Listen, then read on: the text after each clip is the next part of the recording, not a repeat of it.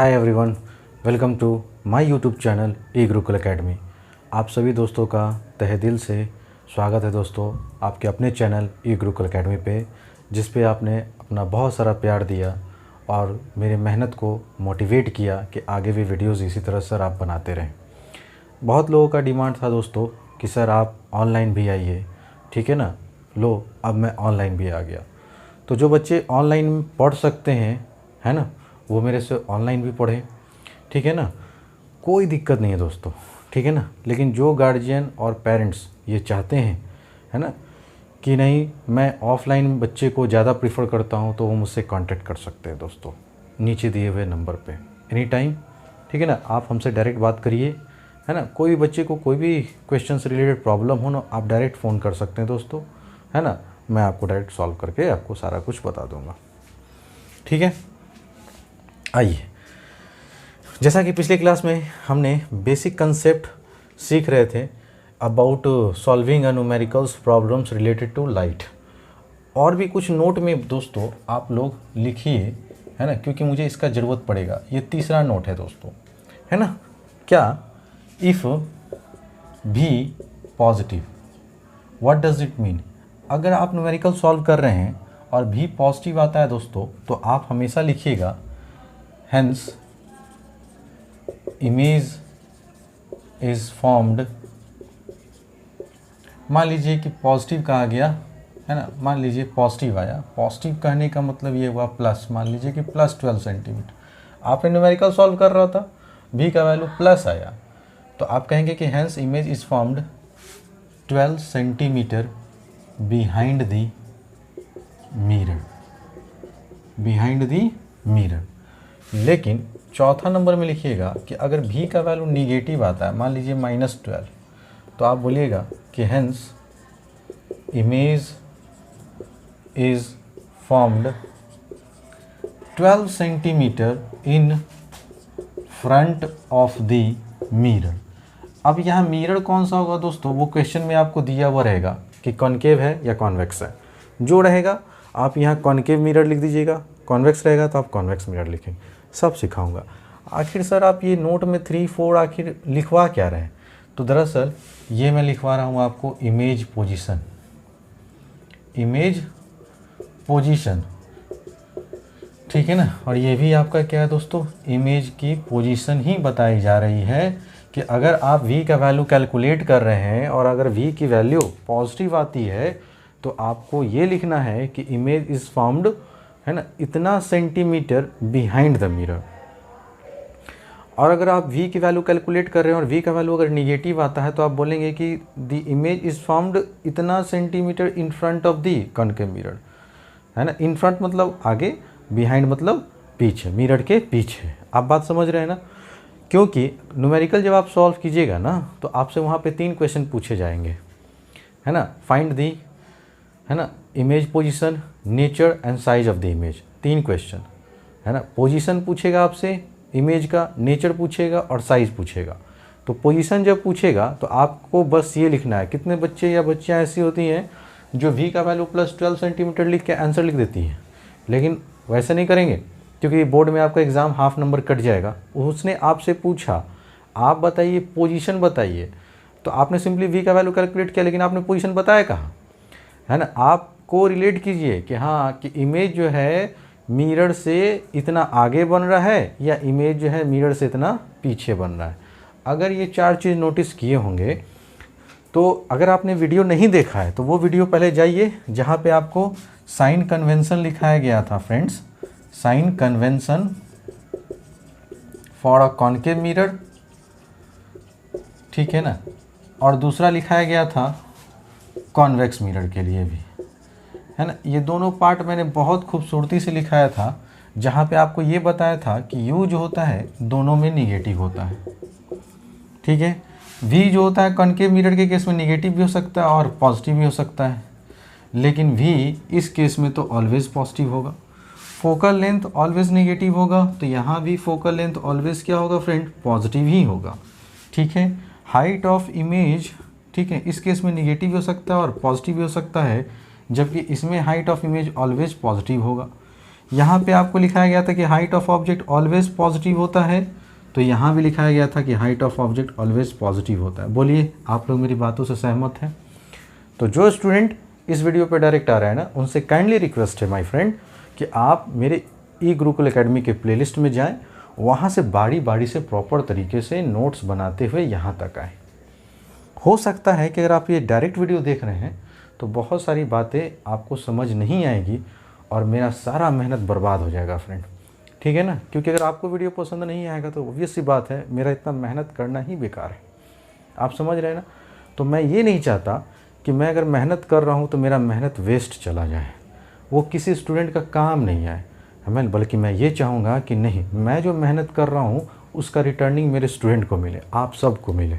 उसके लिए आप लोग proper part 1, part 2, part 3, part 4, part 5 एकदम उसको देखते हुए कंटिन्यूसली आइए। मैं खुद कह रहा हूँ दोस्तों, आपको बहुत मज़ा आएगा, चाहे वो मैथ पढ़ा रहा हूँ, चाहे वो मैं फिज़िक्स पढ़ाऊँगा, चाहे वो मैं केमिस्ट्री पढ़ाऊँगा, तीनों ए ग्रेड की पढ़ाऊँगा दोस्तों, ठीक है ना। इसलिए आप ध्यान दीजिएगा। आइए, ये अब मेरा पूरा का पूरा स्ट्रक्चर जो है ना बिल्डअप हो गया। अब इसके बाद हम लोग न्यूमेरिकल देखेंगे, एक से एक न्यूमेरिकल देखेंगे, और मैं बहुत इत्मीनान तरीके से, बहुत आसान तरीके से, जब तक मैं 20-25 न्यूमेरिकल अपने लेवल का नहीं करवा दूँ ना, तब तक आप लोग बुक, किसी भी बुक पे हाथ मत डालिएगा। लेकिन जब मैं बोल दूंगा ना अब आप बनाइए, तो दुनिया भर का जितना भी मार्केट में आप किताब जानते हैं ना, आप वहाँ से उठाइए और प्रैक्टिस करें दोस्तों, ठीक है ना। फिर भी अगर किसी न्यूमेरिकल में आपको प्रॉब्लम होता है तो उस न्यूमेरिकल को आप कमेंट बॉक्स में ही पोस्ट करें, है ना। स्क्रीनशॉट लेकर आप पोस्ट कर सकते हैं या फिर अपने उंगली से टाइप करके भी आप पूछ सकते हैं दोस्तों। लेकिन ध्यान रहे, क्वेश्चन को 2-3 बार आप मिला लेंगे, कहीं कोई साइन गड़बड़ तो नहीं हुआ, है ना। क्योंकि बहुत सारे प्रॉब्लम ऐसे होते हैं जहाँ पे लोग साइन भूल जाते हैं कि पॉजिटिव है कि नेगेटिव है। आप समझ रहे हैं ना। तो आइए, है ना, टेक योर टाइम प्लीज़।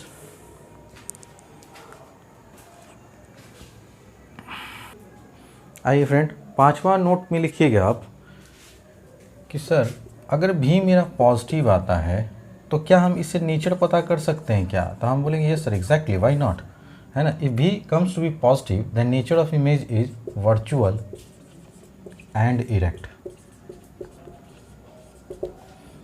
छठा पॉइंट में लिखिएगा sir if v comes to be negative then we can identify the nature of image. तो आप बोलेंगे yes sir, exactly, why not, image nature is always real and inverted. ठीक है दोस्तों, है ना। तो आपको मैंने 6 पॉइंट लिखाया है, और ये 6 बेसिक पॉइंट अगर आप ढंग से अच्छे से पढ़ लिए तो आपको मज़ा आ जाएगा। इसका कहने का मतलब मेरा क्या है सेंसर, कि m का जो वैल्यू होगा ना फ्रेंड, अगर पॉजिटिव आता है तो भी नेचर पता कर सकते हैं आप, है ना। m का वैल्यू अगर नेगेटिव आता है तो भी आप नेचर बता सकते हैं, बता सकते हैं कि नहीं। अगर m पॉजिटिव आता है इसका मतलब वर्चुअल इंडिरेक्ट बन रहा है।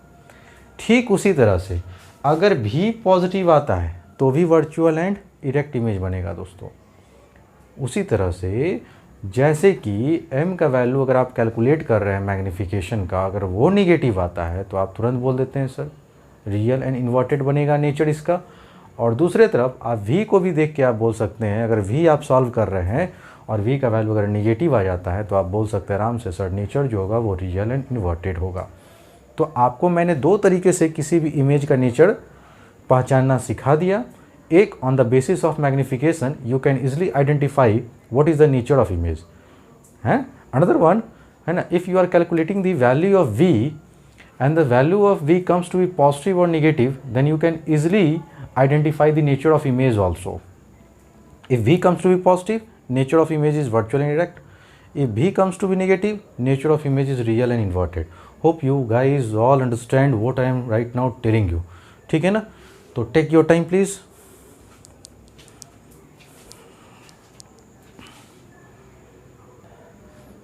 आइए दोस्तों, है ना, सीबीएसई बोर्ड में 2006 और 2011 में सेम क्वेश्चन पूछा गया था फ्रेंड्स, और ये क्वेश्चन 2 बार आ चुका है। तो आइए इसको समझते हैं। अब जो भी मैं क्वेश्चन ले रहा हूँ दोस्तों, है ना, वो लंद फंद से नहीं ले रहा हूँ, वो सारे के सारे क्वेश्चन अभी प्रीवियस ईयर के लेके सॉल्व करवा रहा हूँ आपको। इसलिए अगर आपसे ये सारे क्वेश्चन बन रहे हैं ना बाकायदा, तो आप समझ जाइए कि आपकी पढ़ाई बहुत अच्छी चल रही है।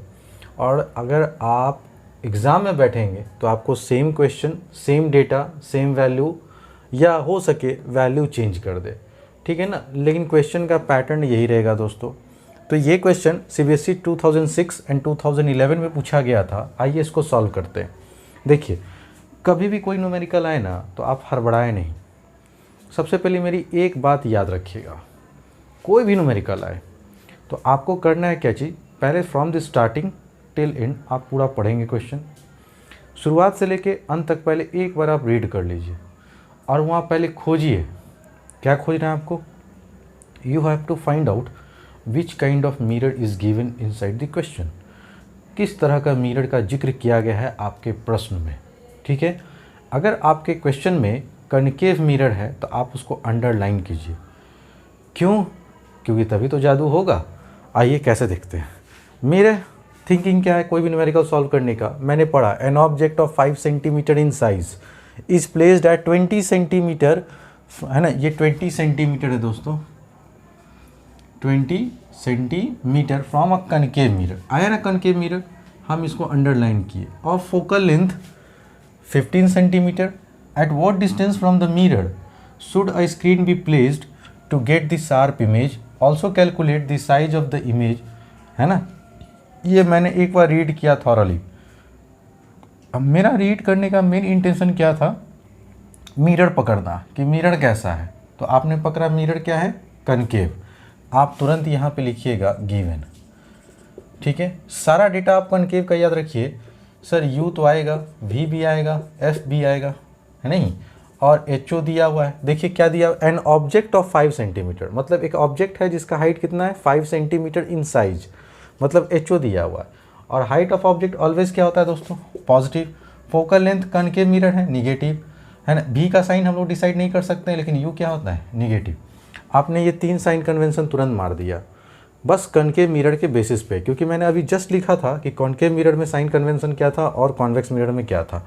यू निगेटिव लेंगे, एफ निगेटिव लेंगे, हाइट ऑफ ऑब्जेक्ट निगेटिव लेंगे। बात रहा सर हाइट ऑफ इमेज का, तो हमको पता नहीं, एच आई के बारे में भी हम लोग कोई साइन नहीं लिखेंगे। अब हम ये पढ़ेंगे कि हमको क्वेश्चन में क्या क्या दिया हुआ था, वो वैल्यू अब पुट करेंगे, ठीक है। जो साइन पुट करना था वो पुट कर दिए। 2 चीज़ों का साइन डिसाइड नहीं कर सकते थे, एक वी का और दूसरा हाइट ऑफ इमेज का, इसलिए इसका 2 साइन छोड़ देंगे। आगे पढ़िए। एक ऑब्जेक्ट है जो 5 सेंटीमीटर इन साइज है, इसका मतलब सर हाइट ऑफ ऑब्जेक्ट कितना गिवन है, 5 सेंटीमीटर। आगे पढ़िए। Is placed at 20 centimeter from a concave mirror, इसको रखा गया है दोस्तों कॉनकेव मिरर से 20 सेंटीमीटर की दूरी पे।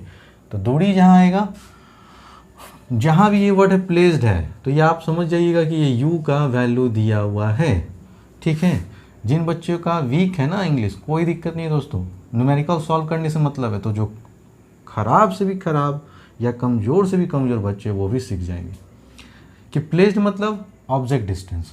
ऑब्जेक्ट डिस्टेंस कितना है दोस्तों, 20। तो आप यहाँ बस 20 से, अब साइन वन कुछ नहीं कीजिएगा, एक बार लिख दिए काम खत्म। फोकल लेंथ दिया हुआ है कितना है, 15 सेंटीमीटर, आप यहाँ सिर्फ 15 सेंटीमीटर लिखिए, काम खत्म। Eight what distance from the mirror should a screen be placed, आपको पूछा जा रहा है कि वी का वैल्यू बताइए क्या होगा, है ना, कि आखिर आप एक स्क्रीन को कितना दूर रखें ताकि एक शार्प इमेज बने। इमेज पूछ रहा है ना, तो इमेज डिस्टेंस पूछ रहा है आपसे, क्योंकि ऑब्जेक्ट डिस्टेंस दे दिया तो इमेज डिस्टेंस पूछ रहा है। Also calculate the size of image, size of image मतलब क्या चीज़ दोस्तों, हाइट ऑफ इमेज पूछा जा रहा है। अब आप देखिए कि सर मिरर फॉर्मूला लगा सकते हैं क्या, हाँ यू पता है, एफ पता है, तो भी इन तीनों में तो रिलेशन होता है। तो आप लिखिएगा बाई अप्लाइंग मिरर फॉर्मूला। अब आप फटाफट मिरर फॉर्मूला लगा देंगे दोस्तों, 1/u + 1/v = 1/f। अब देखिए पुट कीजिए, 1 है तो 1 रहने दीजिए, u कितना है -20, तो आप यहाँ पे माइनस लिखिएगा दोस्तों, नीचे मत लिखिएगा, ठीक है। प्लस v का तो पता नहीं, फोकल लेंथ हमको पता है कितना है दोस्तों 15, लेकिन -15 है तो आप माइनस यहाँ लिखिएगा, ठीक है, बीचों बीच में। अब आपको v निकालना है ना, तो v को एक तरफ, बाकी सबको एक तरफ। तो 1/v = -1/15, और ये माइनस दोस्तों उधर जाएगा तो प्लस हो जाएगा ना। आप बोलेंगे हाँ सर बात तो सही है। आइए 1/v = अब आप 15 और 20 का एलसीएम लेंगे तो इन दोनों में से बड़ा नंबर कौन है? 20 है। 20 का पहाड़ा पढ़िए, 20 1 जा 20, क्या 15 के टेबल में 20 आता? आपने बोला नहीं, आगे बढ़िए। 22 जा 40, क्या 15 के टेबल में 40 आता? आप बोलेंगे नहीं सर, फिर आगे बढ़िए। 23 जा 60, क्या 15 के टेबल में 60 आता? आप बोलेंगे यस सर एग्जैक्टली 15 4 जा 60 होता है। तो इन दोनों का एलसीएम मुँह जवानी क्या हो गया दोस्तों? 60 हो गया। आप मैथ भी सीख रहे हैं ना मेरे साथ। तो 15 चौके 60, 15 4 जा, और 4 - 1 करेंगे, गुना करेंगे तो 4 ही आएगा दोस्तों। प्लस है तो प्लस दीजिए, 20 दिए 60, 3 एकम 3। ठीक है, तो यहाँ से आपने जब सॉल्व किया तो 1/v = -1/60 क्रॉस मल्टीप्लाई करना होगा। तो जैसे ही क्रॉस मल्टीप्लाई कीजिएगा दोस्तों तो v का वैल्यू कितना आ जाएगा? -60 सेंटीमीटर। अब लड़के यहीं पे इसको क्या लिख देंगे? आंसर ख़त्म, कहानी। गलत है ना। आपसे पूछा गया क्या कि बताइए कि स्क्रीन को कितना दूरी पे रखा जाए ताकि शार्प इमेज बने। तो आपको बताए थे ना कि अगर भी नेगेटिव आएगा, अब मिरर कैसा है दोस्तों? कनकेव मिरर है। तो अगर भी नेगेटिव आएगा तो आप इससे दो चीज़ पता कर सकते हैं, एक इमेज का पोजीशन और दूसरा नेचर ऑफ इमेज। आप ही लोग में से बताइए, बहुत सारे बच्चे बता सकते हैं ना सर कि what will be the nature of image in case of concave mirror if v comes to be negative. अगर भी नेगेटिव है इसका मतलब दोस्तों कि ऑब्जेक्ट ऊपर है तो इमेज नीचे बन रहा होगा, इसका मतलब रियल एंड इन्वर्टेड होगा। क्या होगा दोस्तों? Real and inverted. वी का देख कर नेचर तुरंत पता कर लिए, रियल एंड इन्वर्टेड। दूसरा, भी का अगर वैल्यू निगेटिव है तो आप ये भी पता कर सकते हैं कि ये इसका पोजीशन क्या है, इमेज पोजीशन। तो हम लिखवाए थे ना, क्या लिखवाए थे दोस्तों? याद कीजिए। तो आप बोले थे कि सर आप तो ऐसे लिखवाए थे, hence the image is formed 60 centimetre in front of the. अब आप देख रहे हैं ना मिरर कौन सा है, तो आपने बोला कॉनकेव, तो यहाँ कॉनकेव लिख दीजिए। ये था आपका दोस्तों, ठीक है ना। और इस पे जो है ना आपको हाफ मार्क्स मिलता है, ठीक है ना। हाफ मार्क्स इस पे मिलेगा, तो टोटल यहाँ तक में आप 1 मार्क्स उठा चुके हैं सीबीएसई के अनुसार। दूसरा क्वेश्चन कह रहा है दोस्तों, also calculate the size of image. अच्छा, भी नेगेटिव है तो आप नेचर भी अगर पूछेगा, तो अगर इसमें को पूछा नहीं लेकिन नेचर आप यहाँ पे बता सकते थे। क्या चीज़? Real and inverted. Without calculating the magnification value you can easily identify what will be the nature of image. As v comes to be negative, the nature of image is always real and inverted, क्योंकि concave mirror के अगर front में बन रहा है ना तो वो हमेशा प्रिंसिपल एक्सिस के नीचे बनेगा। साइज की बात कर रहे हैं दोस्तों, ठीक है। तो साइज के लिए तो हम लोग मैग्निफिकेशन का यूज़ लेंगे, और मैग्निफिकेशन का एक फार्मूला था HI/HO और दूसरा था -v/u। तो आप इसको यूज़ करेंगे कि इसको यूज़ करेंगे? तो आप देखिए HI मालूम है तो आप बोलेंगे नहीं, मैग्निफिकेशन मालूम है तो नहीं, खाली आपको HO मालूम है। इस तीन में से मात्र आपको एक ही चीज़ मालूम है, इसलिए आप इसको यूज़ नहीं कर सकते। लेकिन यहाँ 3 अननोन क्वांटिटी है M, V, U। क्या आपको U मालूम है? आपने बोला हाँ सर। क्या आपको V मालूम है? आपने बोला हाँ सर, क्योंकि V का वैल्यू कैलकुलेट कर चुके हैं। इस 3 में से जैसे ही 2 का वैल्यू मालूम तो आप तीसरा निकाल सकते हैं ना। तो आप यहाँ से M बराबर फॉर्मूला लगा देंगे V/U। तो माइनस था तो माइनस दिए, V का वैल्यू -60 है ना, तो इस माइनस को क्या -60 पुट कीजिए, आराम से समझिएगा, ठीक है दोस्तों, हड़बड़ी नहीं है। U कितना है? -20। सब जगह लिखे, देखिए फिर से समझिएगा। ये माइनस था तो माइनस रहने दिए। V का वैल्यू कितना है दोस्तों? -60 आया था तो हम V की जगह -60 किए। और U कितना है? तो निगेटिव का -20 था तो निगेटिव। अब ये माइनस माइनस क्या हो जाएगा? आपने बोला सर प्लस, और नीचे माइनस का 20। आपने बोला 0 से 0 कैंसिल सर, 2 3 जा 6। इसका मतलब मैग्नीफिकेशन का वैल्यू क्या आ गया दोस्तों? -3। अब लड़के यहाँ पे जो है सेंटीमीटर लिख देंगे, जो कि बहुत ब्लंडर मिस्टेक होगा। क्यों सर? आप मैग्नीफिकेशन का यूनिट सेंटीमीटर क्यों नहीं लिख रहे हैं? तो आपको डेफिनेशन में प्रॉपर लिखाया गया था, लीनियर मैग्नीफिकेशन का डेफिनेशन क्या कहता है? It is a ratio. और किसी भी चीज़ का रेशियो का कोई यूनिट नहीं होता है, क्योंकि फाइनली रेशियो कैंसिल हो जाएगा, ठीक है ना दोस्तों। और रेशियो सेम यूनिट के बीच में निकलता है, जैसे 100 kg है, 1000 kg है, और नीचे में 2000 kg है। तो आप बताइए kg से तो kg कट ही गया, 3 0 से 3 0 कट गया। रेशियो का यूनिट क्या आता है? कुछ भी। आप बोलेंगे नहीं सर, रेशियो का कोई भी यूनिट नहीं होता, इसलिए मैग्नीफिकेशन बस आप -3 लिखेंगे। अगर आपको मैग्नीफिकेशन मालूम चल गया तो आप क्या आप इस फॉर्मूला को यूज़ कर सकते हैं, तब आप बोलेंगे हाँ सर, क्योंकि आप मैग्नीफिकेशन मालूम है, हाइट ऑफ ऑब्जेक्ट मालूम है, तो क्या निकल जाएगा आपका, हाइट ऑफ इमेज। आप बात समझ रहे हैं ना फ्रेंड। तो आइए अब इसको हम लोग समझते हैं, ठीक है। ध्यान से देखिएगा दोस्तों, एक एक चीज़ आपको समझा रहे हैं। नाउ आप फिर से आप इसको लगा दीजिए HI/HO। मैग्नीफिकेशन की जगह -3, HI तो निकालना है दोस्तों, जबकि हाइट ऑफ ऑब्जेक्ट क्वेश्चन में 5 सेंटीमीटर दिया हुआ था। तो जब यहाँ से मल्टीप्लाई करेंगे तो HI का वैल्यू कितना आ गया दोस्तों, -15 सेंटीमीटर, ठीक है। तो साइज आपका कितना आ गया, -15 सेंटीमीटर। अब ये निगेटिव साइन से ये मत समझिएगा कि छोटा बनेगा या बड़ा बनेगा, क्योंकि ये इन फ्रंट बन रहा है, तो जितने भी क्वेश्चन में आपको इन फ्रंट बन रहे होंगे ना, तो ये ज़रूरी नहीं है कि सर हम कहेंगे कि बिगर देन दी ऑब्जेक्ट या स्मॉलर देन दी ऑब्जेक्ट। आप बस हाइट ऑफ इमेज निकालिए, आपका काम यहीं पे ख़त्म हो जाएगा, ठीक है। तो टेक योर टाइम प्लीज़। तो बहुत अच्छे से आपको समझाया गया दोस्तों, है ना। पहला क्वेश्चन में पूछा गया था कि बताइए कि भी का वैल्यू क्या होगा, दूसरा में पूछा गया था हाइट ऑफ इमेज का वैल्यू क्या होगा। तो एक एक कर आप राइट डाउन करें, टेक योर टाइम प्लीज़।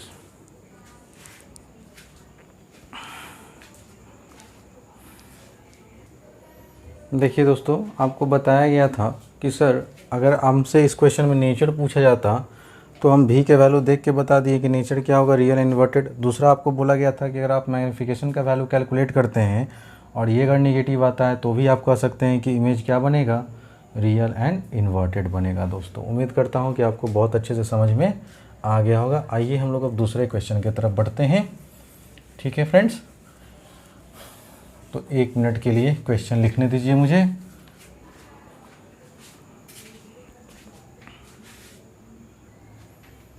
आइए दोस्तों नेक्स्ट क्वेश्चन देखते हैं, जो कि CBSE 2004 में 2004 में पूछा गया था। एक ऑब्जेक्ट है जो 4 सेंटीमीटर इन साइज है, is placed at 6 centimetre in front of a concave mirror of focal length 12 centimetre. तो आपको पोजीशन बताइए इमेज का, नेचर बताइए और साइज बताइए। CBSE 2004 में पूछा गया था ये क्वेश्चन। सर कोई भी न्यूमेरिकल आए तो आप कभी भी हड़बड़ाएं नहीं। मेरा पहला बात आप याद रखें, सबसे पहले फाइंड कीजिए, खोजते चलिए क्वेश्चन में कौन सा मिरर है। कहीं आपको दिखेगा लिखा हुआ, जैसा कि इस क्वेश्चन में दिख रहा है ना, कौन सा मिरर है, कॉनकेव मिरर। जैसे ही कॉनकेव मिरर मिला ना दोस्तों, आप चुपचाप पहले गिवन में लिख लीजिए फटाफट, क्या U बराबर, V बराबर, F बराबर, HI बराबर, HO बराबर। ये 5 चीज़ आप फटाफट पहले लिख लीजिए, ठीक है। अब आइए, U का वैल्यू कॉनकेव मिरर है निगेटिव, F भी negative, height of image negative भी हो सकता है, पॉजिटिव हो सकता है, लेकिन हाइट ऑफ ऑब्जेक्ट तो ऑलवेज पॉजिटिव होगा।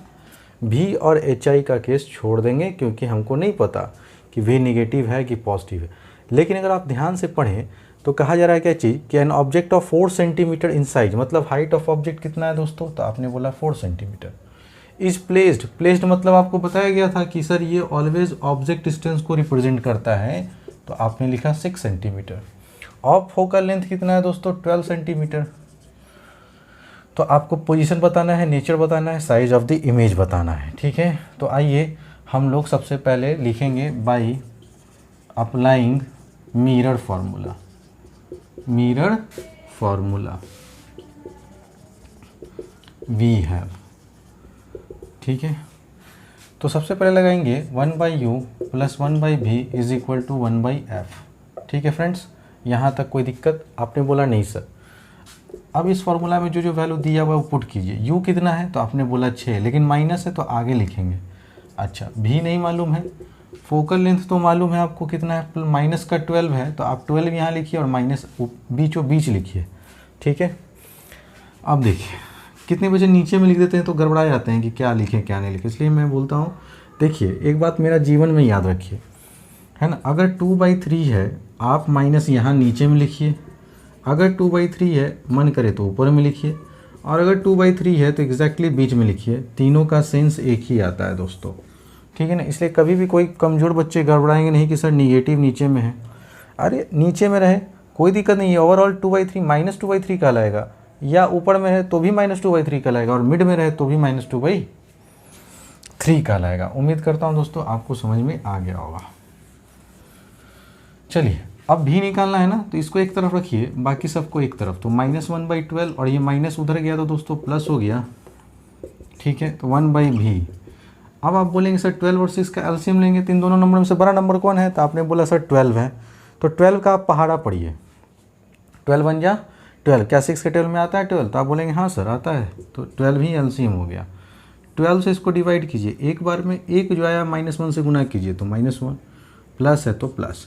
6 के टेबल में 12 कितनी बार में, आपने बोला 2 बार में, और 2 को 1 से गुना कीजिए तो 2 होगा। अब यहाँ से देखिए 1/v is equal to, positive का वैल्यू बड़ा है, निगेटिव का वैल्यू छोटा है, तो आंसर प्लस में आएगा, और बड़े नंबर में से छोटे नंबर को घटाएंगे तो 1/12। अब क्रॉस मल्टीप्लाई कर देंगे दोस्तों, तो v का वैल्यू क्या आ गया, प्लस में आया ना, ठीक है। तो v का वैल्यू प्लस आया, तो क्या आपका आंसर हो गया, नहीं सर आपसे पूछा गया पोजीशन, तो आप बोलेंगे ना यहाँ पे लिखना पड़ेगा आपको, hence the image is formed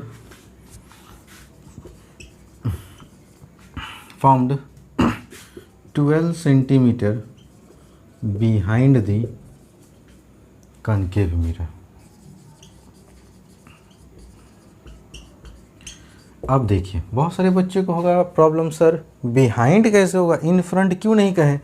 तो आप सोचिए ना कि मिरर आपका कनकेव मिरर है, और 6 केस में से 5 केस में ही इन फ्रंट बनता है, ठीक है ना। 5 केस में ही मिरर के पहले बनता है, एक ही केस इकलौता केस ऐसा होता है जहाँ पे इमेज जो बनता है वो मिरर के पीछे बनता है।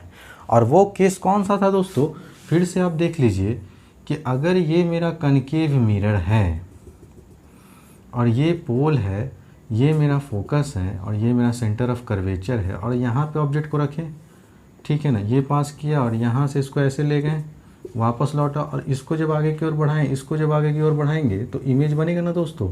ये देखिए A डैश और B डैश किसका, AB का। तो यही एक ऐसा केस है ना, जिसमें V का वैल्यू पॉजिटिव कब आएगा, जब आप पोल से चलना शुरू करेंगे इंसिडेंट रे के डायरेक्शन में। देखिए इंसिडेंट रे के डायरेक्शन में हम लोग चलना शुरू किए, तो जिधर इंसिडेंट रे का डायरेक्शन है उधर ही हम लोग चल रहे हैं ना, तो यही ना भी हुआ दोस्तों। तो अगर हम लोग इंसिडेंट रे के डायरेक्शन के अलोंग चलते हैं तो भी पॉजिटिव आता है, ठीक है ना। अगर इधर बन रहा होता तो हम लोग पोल से जस्ट अपोजिट चलते और इंसिडेंट रे जा रहा है ऐसे, तो भी नेगेटिव आता। लेकिन इस केस में भी पॉजिटिव आ रहा है, इसका मतलब यही एक लौता ऐसा केस है कॉन्केव मिरर का जिसमें ये बिहाइंड द मिरर बन रहा होगा, ठीक है। तो आपने अभी तक क्या बताया sir, position over.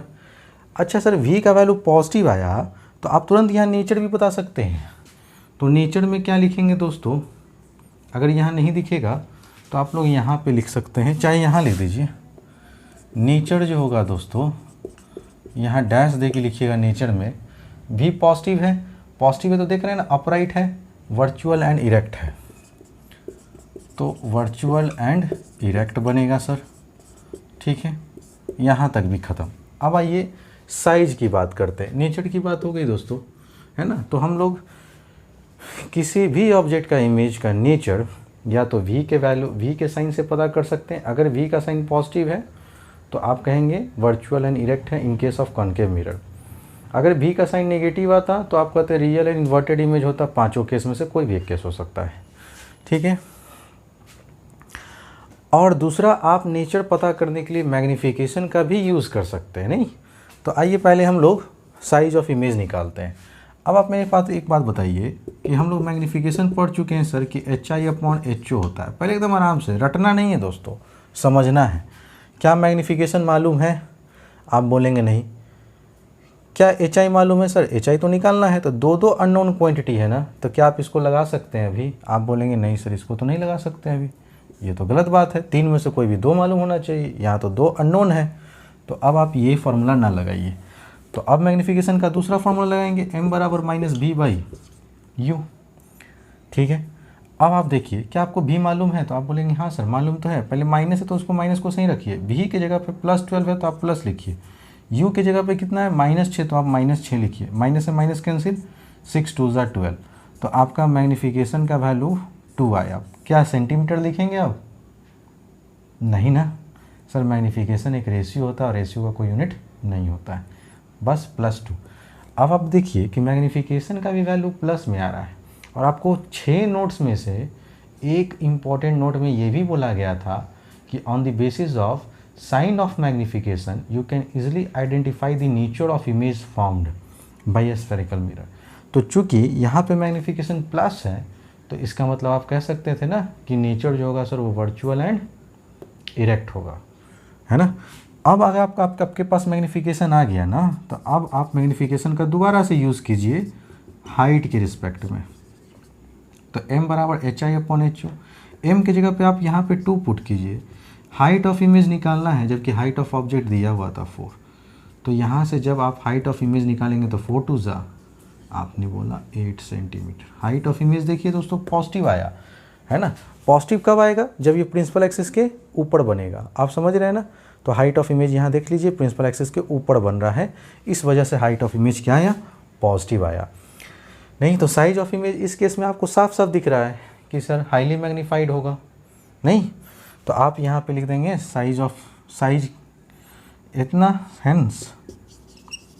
Hence size of image is 8 centimetre. 8 centimetre होगा दोस्तों। ऊंचाई में इमेज का जो हाइट है वो 8 सेंटीमीटर होगा, है ना, और हाईली मैग्नीफाइड होगा। बहुत अच्छे से उम्मीद करता हूँ दोस्तों आपको न्यूमेरिकल समझ में आ रहा होगा, और जिन बच्चों को नहीं आ रहा होगा ना वो काइंडली जाके पार्ट 1 से देखते आए, आपको एकदम आएगा। और बार बार वीडियो को रिवाइंड कर कर आप तब तक सीखें जब तक कि आप सीख न जाते हैं दोस्तों, ठीक है ना। कोई पैसा नहीं लगने जाना है दोस्तों। 1.5 GB रहता है, आराम से यूज़ करो यार। किसी का भी 1.5 GB जल्दी ख़त्म नहीं होता है। 360 पे ले जाओ क्वालिटी वीडियो क्वालिटी सेटिंग में जाके यूट्यूब के, और आराम से बेधड़ल्ले बस एक वीडियो डेली देखो ना। मेरा आधे घंटे का तो वीडियो रहता है दोस्तों, है ना। अगर मैं उसमें से भी कटौती करता हूँ ना 5 मिनट 10 मिनट, तो मुझे लगता है कि मैं स्टूडेंट की लाइफ के साथ खिलवाड़ कर रहा हूँ, है ना, टाइम पास कर रहा हूँ। और मैं यहाँ पे इतना गर्मी में पसीना बहा रहा हूँ दोस्तों, टाइम पास करने के लिए नहीं, ठीक है ना, सिखाने के लिए, है ना। अच्छा कर्म करेंगे तो माता रानी का कृपा रहेगा, तो बहुत पैसे आएंगे दोस्तों लाइफ में, ठीक है। पहले आप लोग मन लगा के पढ़िए। अगली क्लास में दोस्तों, ठीक है ना, आप लोग फिर से एक बार मेरे नोट्स का जो है ना साइन कन्वेंशन को पूरा एकदम ज़बरदस्त तरीके से एकदम कंठ पे बैठा लीजिए। उसके बाद आप देखिए कि आपको वाकई कितना मज़ा आता है। तो मिलते हैं दोस्तों अगले क्लास में। अगर मेहनत मेरा वाकई में दोस्तों पसंद आ रहा हो, पढ़ाने का तौर तरीका आपको अच्छा लग रहा हो ना, तो यार व्यूज़ देखते हैं लड़के लोग, ऐसे नहीं कि नहीं देखते, लेकिन लाइक करना भूल जाते हैं दोस्तों, ठीक है ना। अगर पसीना बहा रहा हूँ तो कम से कम आपको एक लाइक का बटन टिपने में क्या जाता है दोस्तों, है ना। तो लाइक कीजिए दोस्तों, है ना, ज़रूर से ज़रूर लाइक कीजिए, कमेंट कीजिए, शेयर कीजिए। और अगर अभी तक किसी ने भी इस चैनल को सब्सक्राइब नहीं किया ना, तो उसको सब्सक्राइब करने के लिए कहिए, खुद करिए, दोस्तों को करवाइए। थैंक्स दोस्तों फॉर वॉचिंग।